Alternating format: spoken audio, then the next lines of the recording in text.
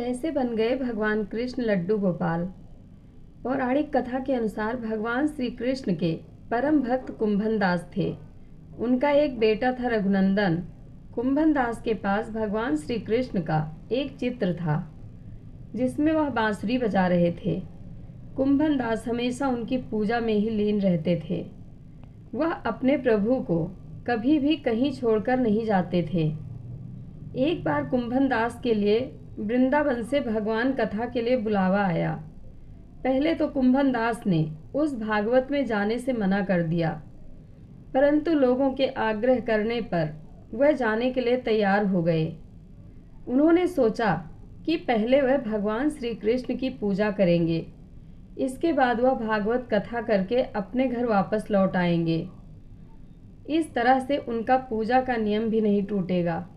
कुंभन दास ने अपने पुत्र को समझा दिया कि मैंने भगवान श्री कृष्ण के लिए भोग तैयार कर दिया है, तुम बस ठाकुर जी को भोग लगा देना।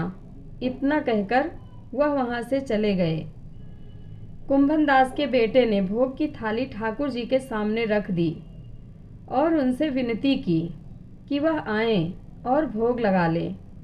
रघुनंदन मन ही मन ये सोच रहा था कि ठाकुर जी आएंगे और अपने हाथों से खाएंगे जैसे सभी मनुष्य खाते हैं। कुंभन दास के बेटे ने कई बार भगवान श्री कृष्ण से आकर खाने के लिए कहा, लेकिन भोजन को उसी प्रकार से देखकर वह निराश हो गया और रोने लगा। उसने रोते रोते भगवान श्री कृष्ण से कहा कि भगवान आकर भोग लगाइए।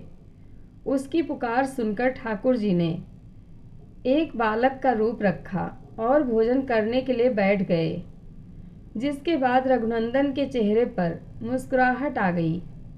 वृंदावन से भागवत कथा करके जब कुंभन दास घर लौटा तो उसने अपने बेटे से प्रसाद के बारे में पूछा।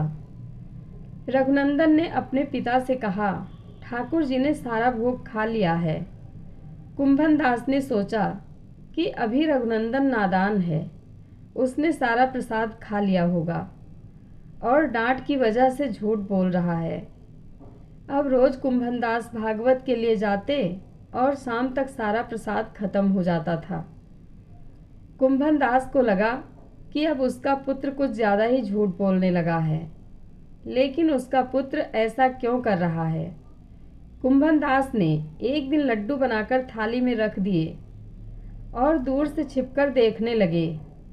रघुनंदन ने रोज की तरह ठाकुर जी को आवाज़ दी और ठाकुर जी एक बालक के रूप में कुंभन दास के बेटे के सामने आ गए। रघुनंदन ने ठाकुर जी से फिर से खाने के लिए आग्रह किया, जिसके बाद ठाकुर जी लड्डू खाने लगे। कुंभन दास जो दूर से इस घटना को देख रहे थे, वह तुरंत ही आकर ठाकुर जी के चरणों में गिर गए। ठाकुर जी के एक हाथ में लड्डू और दूसरे हाथ का लड्डू जाने ही वाला था, लेकिन ठाकुर जी उस समय वहीं पर जमकर रह गए। तभी से लड्डू गोपाल के इस रूप की पूजा की जाने लगी। जय श्री कृष्ण। कथा अच्छी लगे तो कमेंट बॉक्स में अपनी राय ज़रूर दें। धन्यवाद।